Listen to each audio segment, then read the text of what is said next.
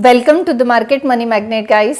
आज यहाँ इस वीडियो में हम बात करने वाले हैं रिटेल इन्वेस्टर का फेवरेट स्टॉक यानी ELCID इन्वेस्टमेंट्स के बारे में।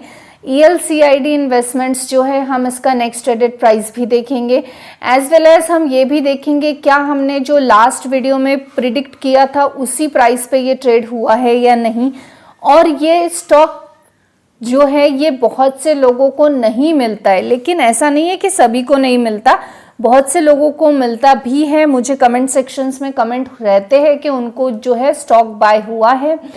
तो जो जिनको नहीं मिलता वो एग्जैक्टली क्या गलतियां कर रहे हैं जिसकी वजह से उनको ये स्टॉक बाय नहीं हो पा रहा है, तो हम आज वीडियो में वो भी कवर करेंगे। और नेक्स्ट ट्रेडेड प्राइस इसका प्रोबेबली क्या होना चाहिए हम वो भी देखेंगे। आपको पता ही है कि मैं जब भी नेक्स्ट ट्रेडेड प्राइस बताती हूँ ये 99% एक्यूरेट होता है। 1% चांस हमेशा इसमें है, क्योंकि अगर रैंडम बाइंग होती है just to hike up price तो डेफिनेटली वहां पे जो है कोई भी हमारी प्रिडिक्टेड प्राइस काम नहीं आएंगी।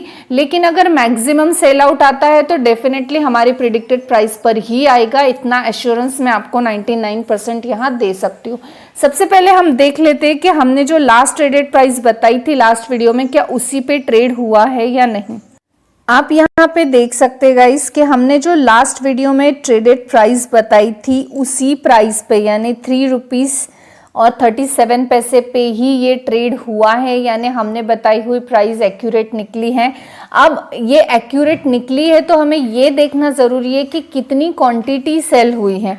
तो चलिए हम चलते BSE इंडिया की ऑफिशियल वेबसाइट पर, वहाँ पे हमें पता चलेगा कि डिलीवरी पोजीशन में जाकर के कितना ट्रेड यहाँ पे हुआ है।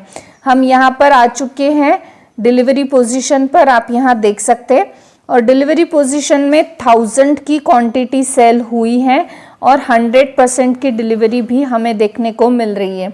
तो जैसे कि मैंने आपको कहा मैक्सिमम अगर शेयर सेल होते हैं तो हमारे प्रिडिक्टेड प्राइस पे होंगे, और आप यहाँ देख सकते हैं 1000 स्टॉक हमारे प्रिडिक्टेड प्राइस पर है। तो अभी भी हम जो नेक्स्ट ट्रेडेड प्राइस प्रिडिक्ट करेंगे वो मैक्सिमम सेल आउट के लिए रहेगा।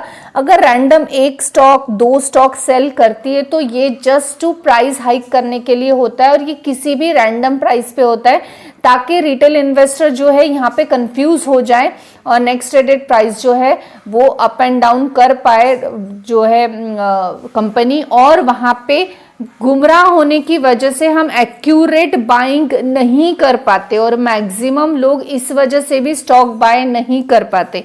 अगर हमने यहाँ पे 3 रुपीज़ 37 पैसे का प्राइस बताया था तो यहाँ पे अगर रैंडमली एक स्टॉक बाय हो गया और वो स्टॉक 3 रुपीज़ 40 पैसे पे बाय हो गया तो यहाँ पे traded price next traded price definitely change हो गई, और वहां पे आप लोगों को बाइंग करते नहीं आएगा, क्योंकि आप तब भी कंसिडर करोगे 3 रुपीज़ 37 पैसे। आपको यहाँ पे जो है नेक्स्ट ट्रेडेड प्राइस इमीडिएट अपनी चेंज करके नेक्स्ट ट्रेड लेना चाहिए, लेकिन इस कंफ्यूजन की वजह से भी बहुत लोग ये स्टॉक को बाय नहीं कर पाते। अब यहाँ पे मोस्ट इंपॉर्टेंट चीज हम देखेंगे कि ELCID इन्वेस्टमेंट का नेक्स्ट ट्रेडेड प्राइस क्या होने वाला है। तो गाइज ELCID इन्वेस्टमेंट्स का जो नेक्स्ट ट्रेडेड प्राइस रहेगा वो रहेगा 3 रुपीज़ 53 पैसे पे, यानी अब जब ये स्टॉक ट्रेड होगा तो 3 रुपीज़ 53 पैसे पे होगा, और आपको जो नेक्स्ट ट्रेडेड प्राइस के लिए बीड लगानी है वो 3 रुपीज़ 53 पैसे पे लगानी है, तो आपको ये स्टॉक बाय होने के चांसेस बढ़ जाएंगे। अब यहाँ पे मोस्ट इंपॉर्टेंट चीज़ ये है कि ये स्टॉक मैक्सिमम लोगों को बाय क्यों नहीं हो रहा। एक तो मैं रीज़न आपको ऑलरेडी बता चुकी हूँ कि रैंडम बाइंग की वजह से प्राइस हाइक हो जाती है और डिस्टर्ब हो जाती है, और आप स्टिक टू पॉइंट जो है एक ही प्राइस पे होते हो, तो आपको प्राइस जो है अल्टर करनी पड़ती है उस समय। सेकेंड चीज़ जो है जुलाई महीने में इसका ट्रेड हुआ था, और जुलाई के बाद अभी अराउंड 4 मंथ्स के बाद जो है इसमें ट्रेड हो रहा है, तो ये भी एक कॉज है कि एक लॉन्ग टर्म का रेस्टिंग पीरियड ये स्टॉक में होने की वजह से। अब ये रेस्टिंग पीरियड होता क्यों है, तो ये स्टॉक XT कैटेगरी का है और XT कैटेगरी के स्टॉक्स जो होते हैं ये रोज सेलिंग में नहीं रहते या ये इंट्राडे में भी यूज नहीं होते। तो जो स्टॉक इंट्राडे में यूज नहीं होते, रेगुलर उसमें सेलिंग नहीं होती, ट्रेडिंग नहीं होती, ऐसे स्टॉक कभी कभी ट्रेड होते हैं और ये कभी कभी जो ट्रेड होने वाले स्टॉक है ये XT कैटेगरी में आते हैं। तो XT कैटेगरी के स्टॉक होने की वजह से ये एकदम रेयरली ट्रेड होता है और रेयरली ट्रेड होने के लिए यानी एक जो लंबा रेस्टिंग पीरियड होता है इसमें हमारा जो बीड लगाने का फ्रिक्वेंसी होता है ये कम हो जाता है, बंद हो जाता है और ऐसे में हम बहुत बार चांस मिस कर देते हैं।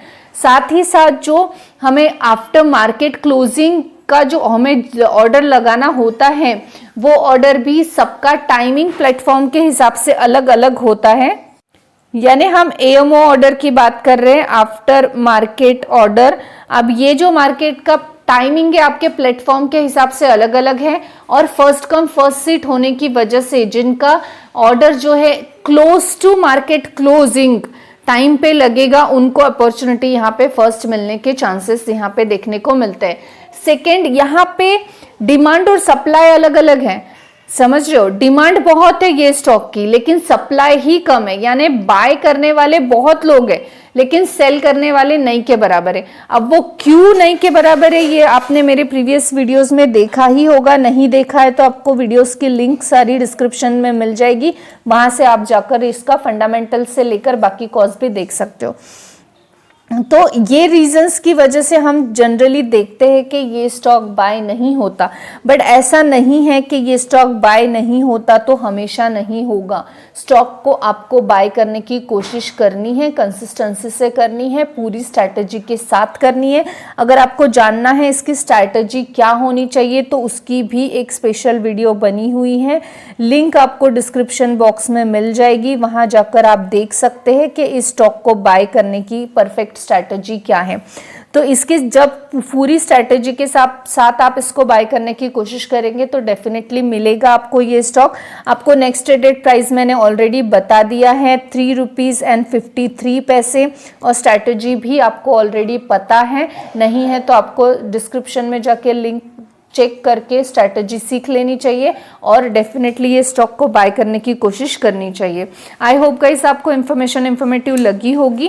Thanks for watching.